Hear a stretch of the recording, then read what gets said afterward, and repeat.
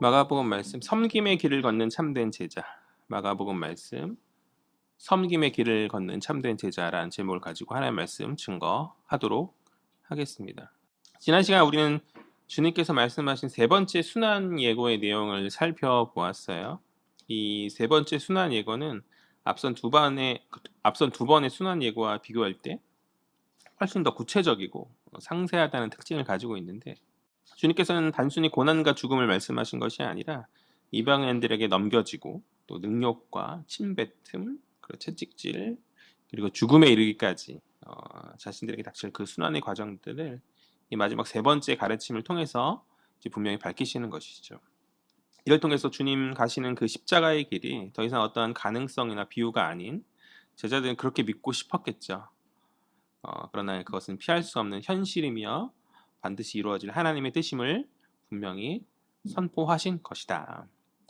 그러나 이러한 주의 가르침이 끝나기 무섭게 이제 우리는 매우 안타까운 장면을 오늘 마주하게 되는데, 그것은 주님께서 십자가 얘기를 한 걸음 한 걸음 이렇게 더 깊이 나아가고 계셨음에도 불구하고 제자들의 마음은 여전히 전혀 다른 곳에 있었다라는 것이죠. 그들의 보인 반응은 주님의 그 고난에 대한 그 고난의 말씀에 대한 어떤 공감의 반응도 아니었고 이해도 아니었고, 오늘 보니까 자신들에게 돌아올 영광의 자리에 대한 관심이었다.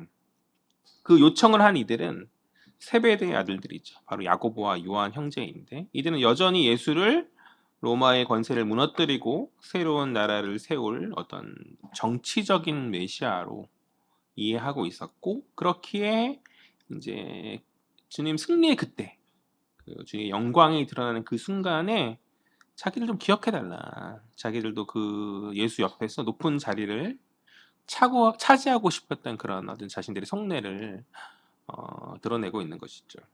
그렇게 십자가의 고난을 말씀하시는 주님 앞에서 제자들은 여전히 깨닫지 못한 채 헛된 왕자를 꿈꾸고 있었다는 그 내용이 바로 오늘 본문의 내용이거든요.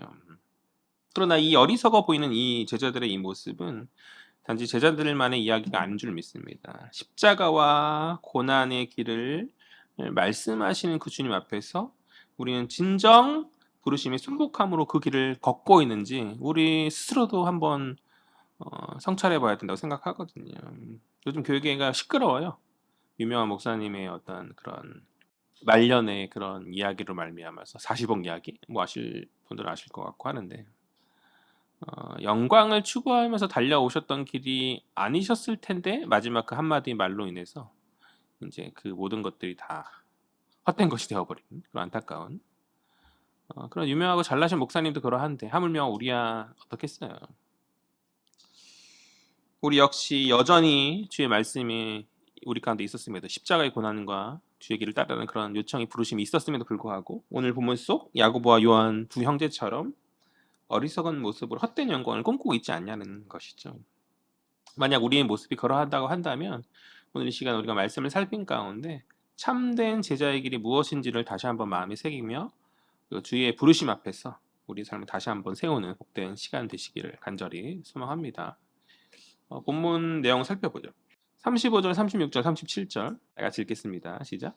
세베대의 아들 야고보와 요한이 주께 나와 여짜오되 선생님이여 무엇이든지 우리가 구하는 바를 우리에게 하여 주시기를 원하옵나이다.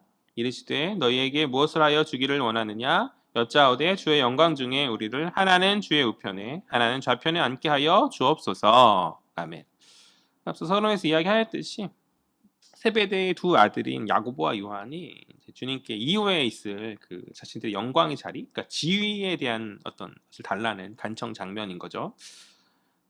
자신들에게 이런 자리를 달라는 이러한 이들의 자신감은 나름 근거가 있는 자신감이긴 해요. 그도 그럴 것이 이 두 사람은 베드로, 안드레와 더불어서 예수 사역의 초창기에 부름을 받은 그 4명의 제자 그룹에 속한 자들이죠. 이 4명만큼은 좀 특별한 제자들의 그 사람들 아니었겠어요. 야이로의 딸이 소생 순간에 그들이 함께 했었고, 또 변모 사건과 같은 특별한 사건 가운데서도 빠지지 않았던, 그 현장을 지켰던 특별히 이제 주로부터 선택된 자들이었기 때문에 12제자의 무리 안에서도 분명 남다른 제자들인 것이 분명한 사실인 거죠. 마가복음에서는 오늘 우리가 보듯이 이 두 형제가 주님께 자신들의 그 지위를 달라고 간청하고 있지만 같은 이야기를 하고 있는 평행 본문인 마태복음을 보면 마태복음 20장인데 마태복음을 보면 이 두 형제가 간청하는 것이 아니라 어머니 샬로메가 이제 자신들의 아들의 그 자리들을 이제 간청하는 그런 장면이 나오고 요청하는 그런 장면이 나오거든요.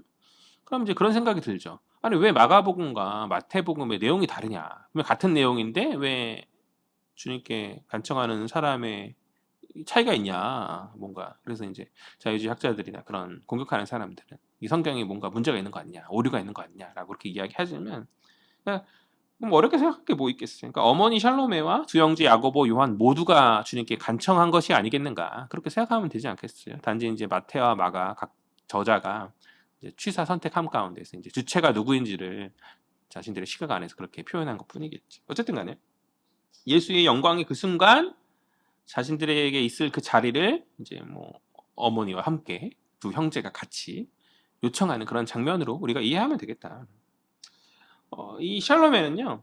오늘 마가복음에 없지만 마태복음에 나온 이 샬로메는 예수의 어머니인 마리아의 누이거든요.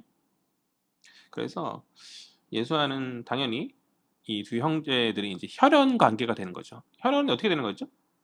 사촌이 되는 거죠. 사촌.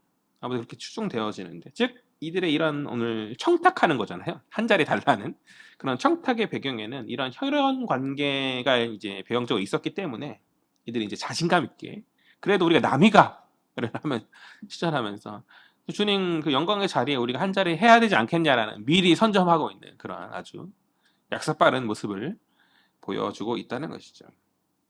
37절을 보니까 그들이 주께 무엇을 구하죠? 하나는 주의 우편에 하나는 좌편에 앉게 해달라라고 이렇게 요청하고 있어요. 즉 주의 영광이 임하는 그날에 최측근의 권세를 자신들이 누리고 싶다는 요청인 거죠. 이 요청의 문제는 뭐죠? 그들이 주님으로부터 요청하는 이 요청의 문제는 무엇입니까? 이들이 주의 이게 방금 전이야. 그전 했던 것도 아니고 방금 전에 했었던 그 가르침에도 전혀 귀를 기울이고 있지 않았다는 것에 있는 것이죠. 주님 자신의 그 메시아로서의 사명이 고난과 죽음에 있음을 바로 방금 전에 한 장, 두 장도 지나간 게 한 절밖에 안 지나지 않았는데 바로 방금 전에 가르쳐 주셨음에도 불구하고 또 오늘만 처음으로 이야기하신 것이 아니라 이전에도 지속적으로 반복적으로 그들에게 말씀하셨음에도 불구하고 이들이 전혀 그것을 마음에 받아들이지 못한 가운데 이해하지 못한 가운데 예수와 방향이 전혀 다른 엉뚱한 이야기를 그들이 늘어놓고 있다는 것이죠. 그들은 주가 가져올 메시아 왕국을 여전히 정치적 이제 왕국으로 이해하고 있는 것이죠. 하늘 왕국이 아닌 정치적 왕국으로 이해하고 있었고 이제 예수께서 이제 무장 봉기를 통해서 이방 세력인 로마를 축출하고 이스라엘 땅을 이렇게 차지하는 그래서 이스라엘 땅에 새로운 왕국을 세우신 가운데 그 우두머리를 우뚝 설 것을 그들은 기대하고 있었다는 거예요. 어떤 정치적 리더로서 정치적 우두머리에서 설 것을 다윗과 같은 메시아 그들이 오랜 시간 고다하였었던 그런 메시아로 제자들은 계속해서 그 마음의 그림을 포기하지 못하고 있었다. 그러한 승리 현장 영광의 그 순간에 자신들이 아니면 누가 예수의 좌우편의 권세의 자리에 앉을 수 있겠냐라는 그런 말을 하고 있는 거죠. 마치 그들은 제자가 가야 될 길이 무엇인지 예수께서 수차례 말씀하셨음에도 불구하고 전혀 한 번도 들어보지 못한 자들처럼 그렇게 행동하고 있다라는 것이죠. 그러나 주님의 메시아 사명은 그들이 기대했던 것과는 전혀 다른 길이었죠. 주님께서 걸어가실 메시아 길은 로마를 무너뜨리는 정치적 승리의 길이 아닌 어떻게 해요? 사람들에게 버림받고 고난을 당하고 마침내 끝내 십자가에 달려서 죽임을 당하는 그러한 길이었다. 예수께서는 메시아로서 높아지는 자리가 아니라 낮아지는 자리를 택하셨고 섬김을 받는 길이 아니라 섬기는 길을 택하셨어요. 그리고 그 섬김 끝에는 십자가 죽음이 놓여 있었다. 즉 주님의 메시아 사명은 영광을 얻기 위해서 고난을 요리조리 피해가는 그러한 것이 아니라 고난을 손수 감당하심으로 말미암아서 구원을 이루는 길이었다라는 것이죠.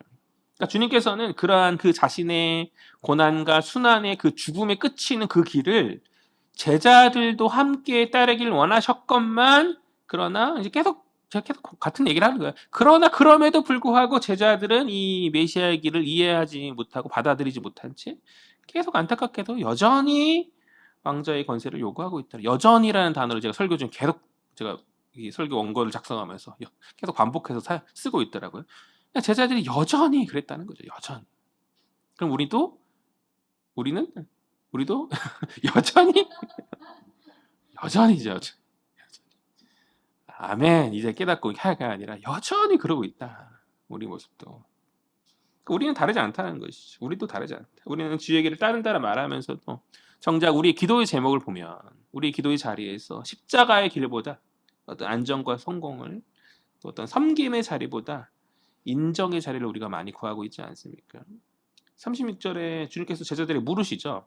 너에게 무엇을 하여 주기를 원하느냐 이렇게 물으신단 말이에요. 이게 우리를 향한 주님의 질문이실 수 있거든요. 주님 우리에게 동일하게 물으시는 것이죠. 너에게 무엇을 하여 주기를 원하느냐 이렇게 물으실 때 우리 역시 저들과 마찬가지로 주의 뜻이 아닌 나 자신의 안정만을 구하면서 어떠한 지위만을 구하면서 주님 이것을 한 자리를 차지하게 해달라는 그런 기도를 이 땅 가운데 나의 자기 주장이 성공하게 해달라는 이런 부르심만을 구하고 있지 않냐는 것이죠. 혹 우리 신앙의 연수가 길어질수록 공동체 안에서 겸손의 자리로 나아가야 하는데 그런 겸손의 자리가 아닌 당연히 받아야 될 어떤 인정의 자리를 마음에 공동체 안에서 그리면서 그것을 소망하고 있지 않습니까? 교회에 내 지분이 어디 있어요? 그렇죠? 저는 이렇게 그 목사님 얘기를 별로 이렇게 안 하고 싶긴 했었는데 교회가 하도 이제 인터넷도 시끌벅적하더라고요. 거기에 한 마디 더 붙이고 싶지 않았어. 뭐 우리끼리 있는 교회 공동체 안에서 우리끼리 얘기니까. 평생 목회함 가운데서 사역했으니까 내 지분이 있다라는 그 주장. 아휴, 교회에 내 지분이 어디 있어요? 은혜로 우리가 하나님 주신 은혜 안에서 우리가 감당했던 것들인데 다 주님이 하셨던 것들이고 그 안에서 주님 은혜 주신 가운데 높여주심이 조금 있었던 것뿐인 것인데 내 지분을 주장하고 뭐 어떤 나의 것을 주장하는 그런 모습이 우리 가운데 있다면 우리는 여전히 그 제2 제자의 여전한 모습을 여전한 모습을 보여주고 있는 여전한 이 제자의 모습인 것이죠. 참된 제자는 주님께로부터 무언가 받을 수 있는가를 묻는 자들이 아니라 주님 가신 그 길에 기꺼이 함께 설 수 있는가를 묻는 사람들인 줄 믿습니다. 혹 주님을 따르는 우리의 신앙이 언제부터가인지 모르겠지만 주님을 닮아가는 길이 아닌 주님을 이용하는 길이 되어 있지는 않은지 이 시간 우리가 스스로 돌아보면서 바꿔야죠. 여전히 머물러 있는 것이 아니라 바꿔야죠. 주님을 따르는 신앙의 방향을 다시 한번 이렇게 바로 세우는 그런 우리 헤아림 시들 되었으면 좋겠다. 그것이 성숙한 자의 모습 아니겠냐라는 것이죠. 다시 본문으로 돌아와서 이어지는 말씀은 이제 엉뚱한 착각 가운데 빠져 있는 제자들을 이제 주께서 깨우치기 위한 그런 말씀을 하시는 것이죠. 우리 38절 다 같이요. 시작. 예수께서 이르시되 너희는 너희가 구하는 것을 알지 못하는도다. 내가 마시는 잔을 너희가 마실 수 있으며 내가 받는 세례를 너희가 받을 수 있느냐. 아멘. 38절에서 주님, 너희는 너희가 구하는 것을 알지 못하는도다라고 말씀하세요. 사실 이제 세베대의 아들들이 기대했던 주의 영광 되심은 예수가 봉기에 성공해서 왕자에 오르시는 그것이 아니었죠. 그것이 무엇입니까? 주의 영광 되심은 제가 계속 얘기하고 있지만 아버지의 뜻에 순종하심으로 십자가에 달려 높이 들려지는 것이죠. 요한복음 그것이 영광이다라고 표현했단 말이에요. 그 예수의 죽으심을 하늘로 올려지는 영광이다 이렇게 표현했단 말이죠. 그러하기 때문에 그 좌우편의 자리에 선다라는 것은 무슨 말이에요? 결국 예수와 함께 십자가에 달려 죽겠다라는 그런 말인 것이거든요. 그런데 이제 그들을 이것에 대해서 알지 못한 가운데서 내가 주님 좌우편에 죽겠다라는 내가 같이 십자가에 달리겠다라는 그런 것을 구하고 있다는 것이죠. 약간 초대교회 성도들에게 이들의 고백은 웃음벨이지 않았을까라는 생각을 하거든요. 야, 너희 어리석은 가운데 십자가에 달려 죽겠다는 그런 얘기 했구나라는 그런 웃음벨이었을 것 같은데요. 그러니까 이것이 바로 주님께서 지적하신 제자들의 착각이었다. 즉 제자들은 예수의 좌우편에 있을 어떤 높은 권세의 자리를 이제 구하고 있었지만 주님께서 말씀하신 그 자리는 영광의 자리가 아닌 십자가의 자리였고, 그러니까 좌우편에 선다는 것은 예수와 함께 다스리는 자가 아니라 예수와 함께 고난을 함께 참여하고 십자가에 달리는 그것을 말하는 것이죠. 그러나 제자들은 이것을 깨닫지 못한 채 주의 얘기를 오해한 상태로 그 자리를 구하고 있는 약간의 이상한 웃기는 그러니까 이상하다 약간의 웃기는 그런 장면으로 이해하면 될 것 같아요.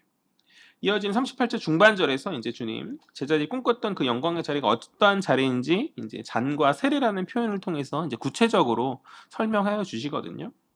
여기서 잔과 세례는 고난과 죽음을 나타내는 은유인 거죠. 먼저 구약의 맥락에서 잔은 하나님의 뜻 아래에서 감당해야 될 어떤 운명, 특별히 고난과 심판의 몫을 가리킬 때 사용하는 그런 말이고, 또 세례가 무엇이에요? 새롭게 태어난 거잖아요. 근데 그 새롭게 태어난 과정 가운데서 죽어야 되죠. 무엇이요? 옛 자아가 죽고 새롭게 이제 태어나는 그런 상징의 의미가 있기 때문에 어떤 죽음의 의미가 있다라는 것이죠. 즉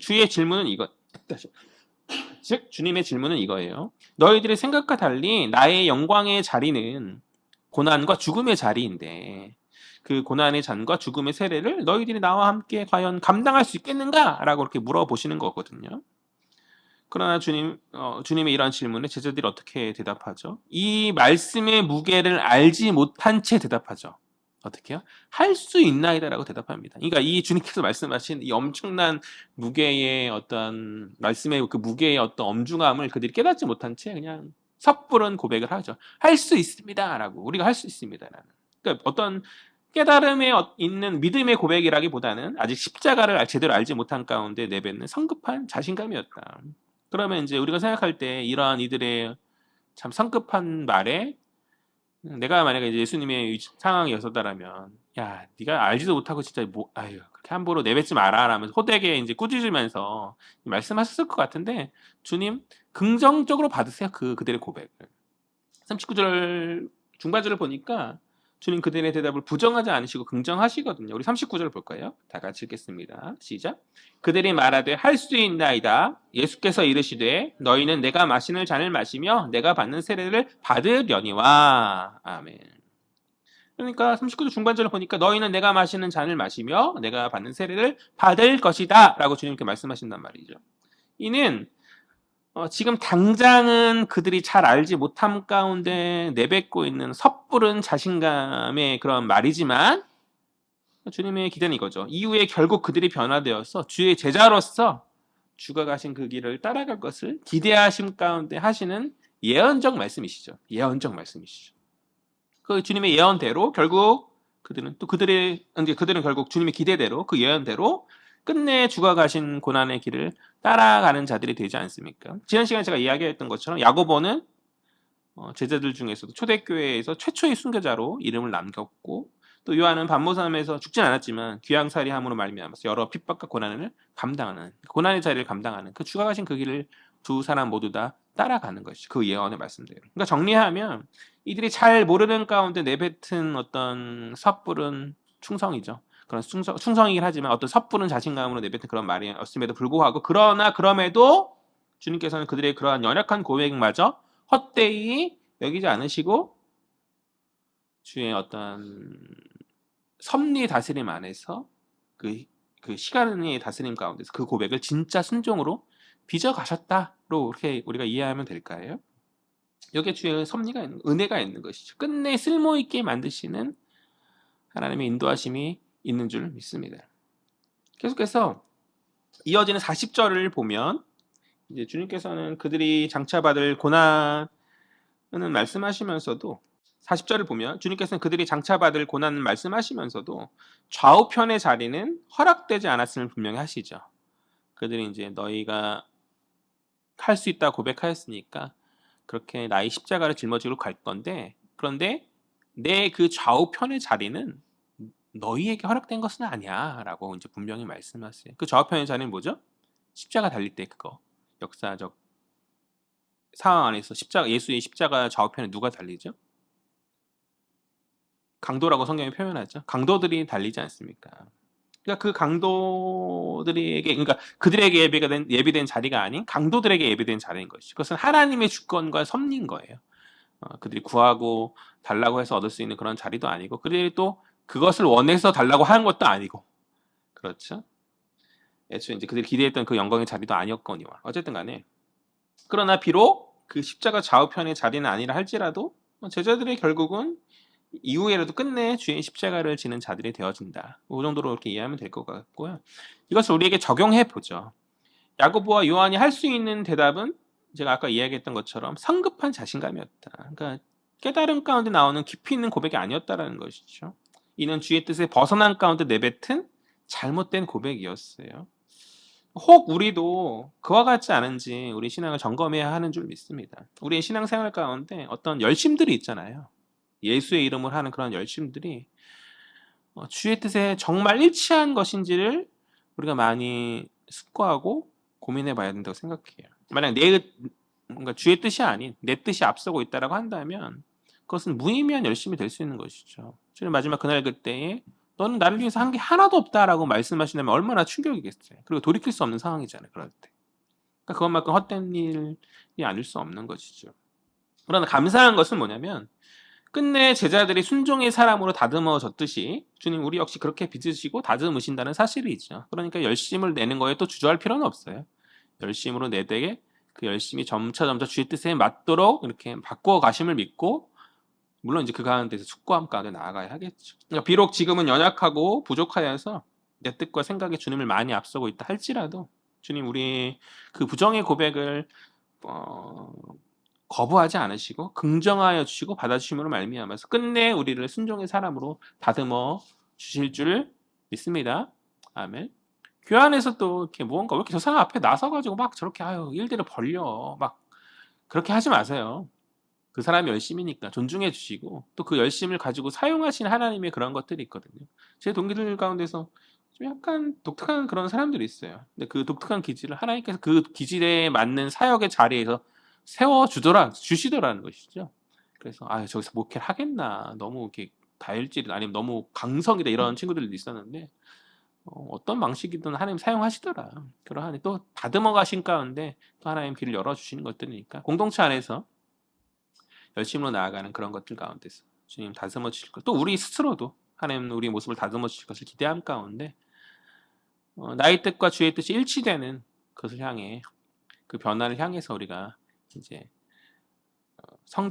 성숙해져야 되지 않겠는가. 41절 보죠. 41절 다 같이 읽겠습니다. 시작.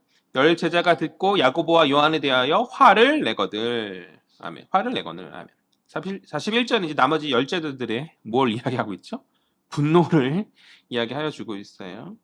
왜 분노했겠어요? 야고보와 요한이 자신들을 새치게 해서 앞질러 가지고 주님으로부터 받을 자신들의 몫을 이제 가로챘다라는 어떤 분노함 가운데 그들이 화를 내고 있는 장면인 것이죠. 이들의 분노를 통해 살필 수 있는 것은 이 나머지 10명의 제자 역시 야고보와 요한과 그리 다르지 않았다. 이 10명의 제자 역시 야고보와 요한과 그리 다르지 않았다는 것이죠. 주의 고난의 말씀이 지난주에 있었죠. 우리에게는 한 주가 지났지만 이들에게 있어서는 방금 전에 있었던 그 말씀이란 말이에요. 그죠? 한 장도 아니야. 한 절, 두 절 앞에 있었던 그런 말씀인데 그 말씀이 방금 전에 있었음에도 불구하고 그들은 그 말씀에 그냥 들리지도 않았던 거죠. 들리지 않는 거, 듣고 싶은 것만 듣는 사람이 그런 것인가? 참 깨닫지 못하는 그런. 그러니까 이들 역시 마찬가지 그 두 명의 제자와 마찬가지로 고난과 메시아의 사명에 대한 어떤 그런 것들에 대해서 무지하였다. 아이러니죠. 주님은 지금 어느 길을 걸어가고 있죠? 지난 시간에 이제 배경에 대해서 나오잖아요. 예루살렘으로 향하 올라가시는 그런 길이었음을 마가가 이제 분명하게 선명하게 밝혀주고 있지 않습니까? 마가는 이제 어디 간다는 것을 구체적으로 명시하지 않는데 아주 명확하게 이야기하고 있는 처음이랄까 그렇게 명확하게 말하고 있는 장면이거든요. 예루살렘의 길은 고난의 길이고 십자가의 길인 거죠. 제가 이야기 많이 하였잖아요. 그러니까 점차 그것에 대해서 가까워지고 있는 거예요. 예수께서는 다시 말해 십자가를 향해서 점차 당신의 어떤 끝을 향해서 가고 계시고 있는 중인데 그런데 그 가르침을 배워서 그 주님의 길을 따라가야 될 제자들이 배운 것을 귀로 뒷등으로 흔들리고 지금 예수 가시는 정반대의 길을 요구하고 있다는 것이죠. 예루살렘 가지 마시고 다시 딴 데 가자. 등 돌리자. 우리 영광의 자리에 가자. 막 이렇게 얘기하고 있는 장면이란 말이에요. 그러니까 한둘이 그러고 있는 것이 아니라 오늘 처음 시작은 이제 두 명이 하고 있으니까 한둘이 그랬나 보다. 가 아니라 그렇지 않다는 거죠. 한둘이 아니라 모두 다 그러했다. 모두 다 그러하였고 그 자신들의 요구를 충족하기 위해서 공동체 안에서의 다툼도 마다하지 않는 그런 안타까운 모습을 그들이 보여주고 있다라는 것이죠. 그들은 주와 함께 길을 걷고 있었지만 실상은 함께 걷고 있지 않는 자들이었다. 함께 예루살렘에 올라가고 있었지만 실상은 예루살렘 향해서 점점 멀어지는 그 고난의 자리에서 점점 멀어지는 것을 택하는 그런 자들이었고, 그래서 마지막 순간 다 도망가지 않습니까? 그러니까 제자라 말하고 있지만 실상은 예수의 가르침을 거부하면서 듣고 있지도 않은, 바로 말씀하셨는데 그래도 적어도 뜸을 들여서라도 주님 큰 자리 주십시오라고 말해야 되는 거 아니에요? 그렇죠? 바로 전혀 그 말씀이 있지도 않은 것 마냥 바로 주님께 나와가지고 한 자리 주셔야 되는 거 아니에요? 우리가 영광을 취해야 되는 거 아니에요? 나 뺏기기 싫다 이런 얘기를 하고 있고, 또 나머지 10명의 제자들은 너희가 뭔데 나서서 그러고 있냐, 니들이 아무리 나를 어떤 특별한 제자라 할지라도 우리도 제자인데 하면서 이제 자기들의 어떤 경쟁함 가운데 주님으로부터 하나라도 뭔가 더 취하고자 하는 그런 모습으로 나아가는, 그러니까 여전히 자신의 길을 걷는, 그러니까 예수의 길을 걷는 자들이 아닌 여전히 자신의 길을 걷는 자기류의 사람이었던 것이죠. 주님 그런 것들을 다시 불러 모으시고 인내하심 가운데 가르침을 주세요. 우리 42절, 43절, 이제 44절 다 와가죠. 다 같이 읽겠습니다. 시작. 예수께서 불러다가 이르시되 이방인의 집권자들이 그들을 임의로 주관하고 그 고관들이 그들에게 권세를 부리는 줄을 너희가 알거니와 너희 중에는 그렇지 않을지니 너희 중에 누구든지 크고자 하는 자는 너희를 섬기는 자가 되고 너희 중에 누구든지 으뜸이 되고자 하는 자는 모든 사람이 종이 되어야 하리라. 아멘. 뭐 이렇게 복잡하게 뭔가 약간 확 와닿는 그런 구절은 아닌 것 같은데 간단하게 이거예요. 주님은 세상 방식과 하나님 나라의 방식의 차이에 대해서 말씀하시고 계신 거거든요. 이제 42절이 세상 방식이고 이제 43절, 44절이 이제 하나님 나라의 방식인 것인데, 그러니까 제가 풀어서 말하면 너희가 잘 아는 것처럼 세상 방식은 세상 집권자들이나 권세자들이 자신의 권력과 힘을 어떻게 해요? 군림하면서 마음대로 한다는 것이, 그것이 세상의 방식이라는 것이죠. 이들에게 있어서 어떤 집권자들의 권세자는 누구였을까요? 그들을 압제하던 로마 아니었겠어요? 그러니까 그들에게 당했던 것처럼 그들에게 되갚는 것이 이 제자들의 바램, 또 유대의 많은 민족 사람들의 그러니까 바램이었었던 거겠죠. 그러나 주님 말씀하시죠. 그것은 세상의 방식이다. 세상의 방식이다. 하나님의 방식은 그와 같지 않다. 그렇다면 하나님 나라의 방식은 어떠하다 말씀하시죠. 주님 그 하나님 나라는 어떻게 작동된다 말씀하십니까?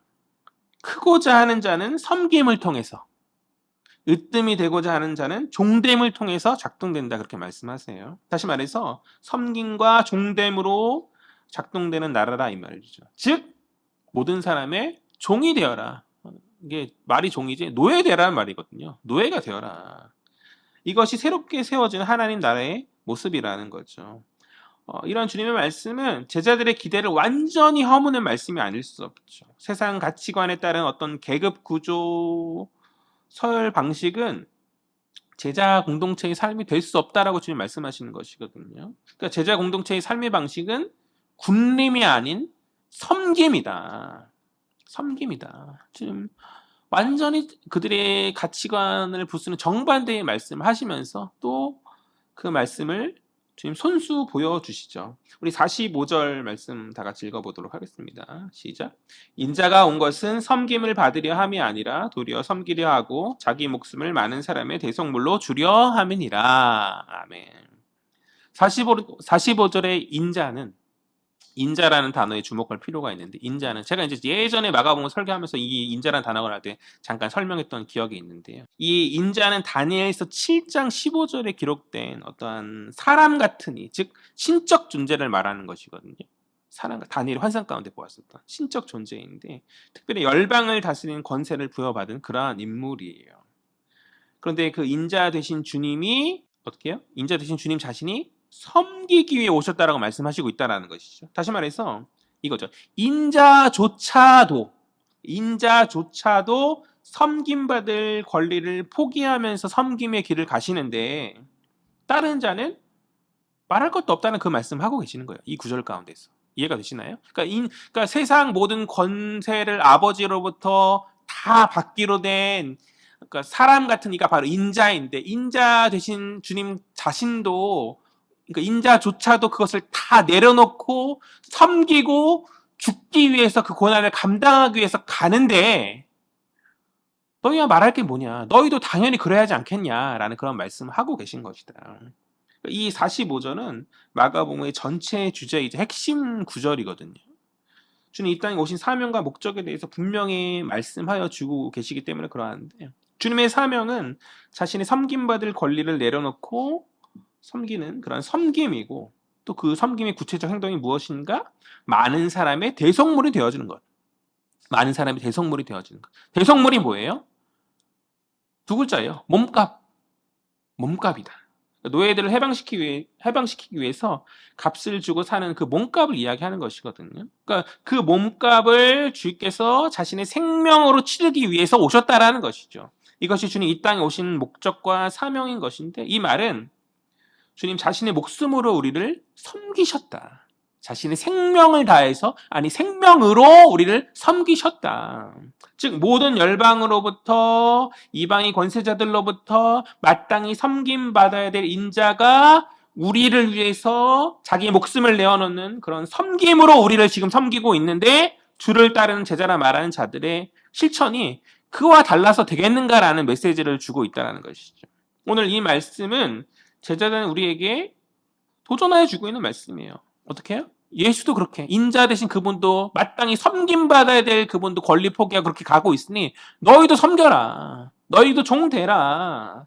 너희도 목숨 내어놓고 예수께서 그렇게 하셨던 것처럼 생명 다해서 전심으로 그렇게 참된 제자의 모습을 보여라. 그러니까 주의 본을 따라간다는 것이 바로 그것을 실천하는 주님 하셨던 그것대로 나아가는 그것이 참된 제자의 모습이 아니겠냐는 것이죠. 그러니까 마가복음을 쭉 살펴본 가운데 주님께서 하는 메시지는 일관돼요. 죽어라. 종이 되라. 내려놓고 다른 이들을 위해서 섬겨라.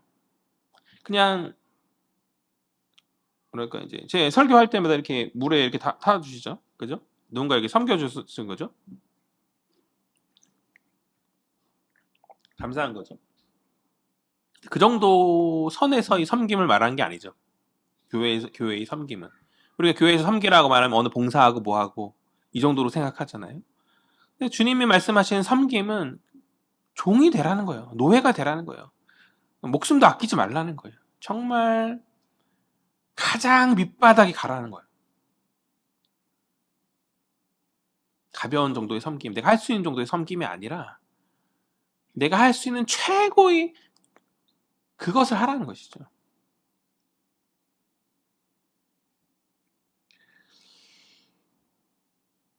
제자가 되는 게 쉬운 길이 아니죠.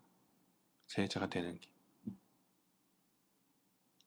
제자가 되는 거지. 주님의 길을 따르는 것이 쉬운 길이 아니죠. 뭐 바깥에서 이제 종교가 뭐예요? 이렇게 물어보면 기독교죠. 이렇게 대답하죠. 어렵지 않게 대답하죠. 정말 신자인가 모를 때도 우리는 그럼요. 예수 믿는데 라고 말하면서. 그런데 정말 신자는 정말 참된 신자는 그 길을 가는 신자거든요. 주님 가신 그 길을 따라가는 신자거든요. 그렇죠? 좀 우리가 무겁게 받아들여야 되지 않나. 주님이 우리에게 부르신 그 부르심을 좀 무겁게 받아들여야 되지 않나. 너무 가볍게 받아들인 가운데서 우리가 다 하고 있다는 착각 가운데 가는 거예요.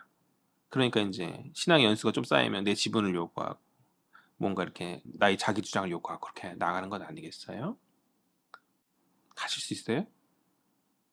주님 우리에게 말씀하시죠. 나의 길을 따라올 수 있냐? 나 인자조차 그렇게 가는데 너희도 그렇게 하지 않겠냐라는 주님의 말씀 앞에서 왜 갑자기 주눅이 더 무겁게 받아들이는 말씀이 다 주눅이 드신 느낌이죠?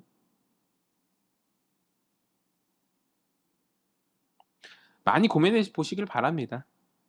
많이 고민해 보시길 바랍니다. 아유, 위로하면서 하실 수 있어요. 다 제자들도 다 그렇게 했잖아요. 이렇게 제가 쉽게 말하고 싶지 않아요. 좀 한번 무겁게 한 주간 좀 묵상해 보셨으면 좋겠어요. 무겁게. 내가 정말 주의 길을 따라갈 수 있는가? 아니, 따라가고 있는가? 한번 고민해 본 가운데. 그렇다면 그것이 아니었다면 그럼 나는 무엇을 해야 하는가에 대해서 한번 각자의 사명이 있다고 생각하거든요. 각자의 사명이 다 다르고 각자의 사명의 차이가 있다고 생각하는데 주님께서 나를 이 땅 가운데 부르신 목적이 무엇인지 내가 감당해야 될 주의 십자가가 무엇인지에 대해서 깊이 묵상함 가운데 나아가는 한 주 되시기를 간절히 소망합니다. 말씀을 정리하죠. 첫 번째, 주의 뜻이 무엇인지 살피라. 주님의 생각과 제자들의 생각 사이에 큰 간극이 있음을 오늘 본문의 말씀을 통해 우리가 보잖아요.